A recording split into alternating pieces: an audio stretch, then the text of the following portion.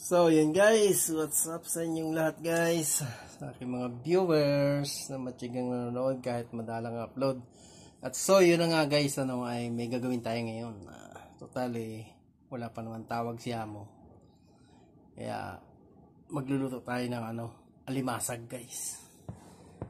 Actually, sinalang ko na yun guys eh. Tara, tingnan natin guys. So, ayan na guys yung gagamitin natin na luya, sibuyas, kamatis lang. So guys, buksan natin guys. Oh. Yahoo! Makulo na.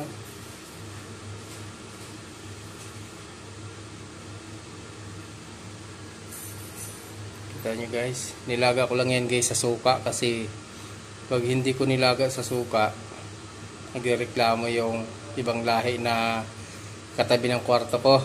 Dalawa kasi kami ditong driver ay nagreklamo, mabaho daw. Hindi kasi sila kumakain nito eh. Ayan, alimasag. So yan guys, gagawin natin dyan ay gagataan natin. Lalagayin na muna natin guys. Abang-abang lang guys. So ito na yun guys, lagyan na natin ng gata guys. Wala kasi akong fresh coconut guys. Kaya ito na lang ang binili ko.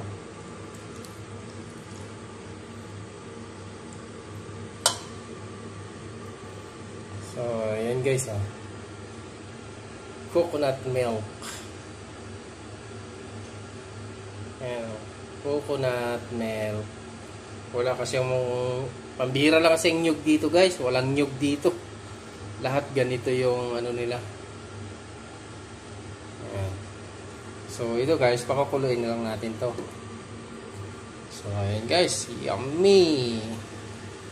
Dumikit na sa gilid ng kaserola yung aligi nung pagkalaga ko yan. So yun na guys, ready to serve na yung ating ginataang alimasag. Tamang-tama yung kanin natin guys. Yun malapit na rin, painin na lang natin guys. Yan ang katapat niya guys. Yan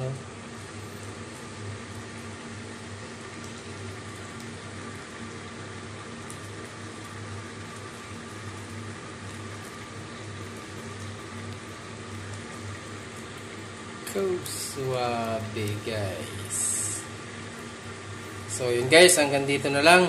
At don't forget subscribe, like and share sa ating munting YouTube channel. Maraming salamat sa aking masipag na mga manonood. At sana guys, i-supportahan nyo ang aking channel guys. Hanggang dito lang guys, at ready to serve na to. Iintayin lang natin itong kanin Yan Yahoo! So ayan guys, hanggang dito lang. Bye bye!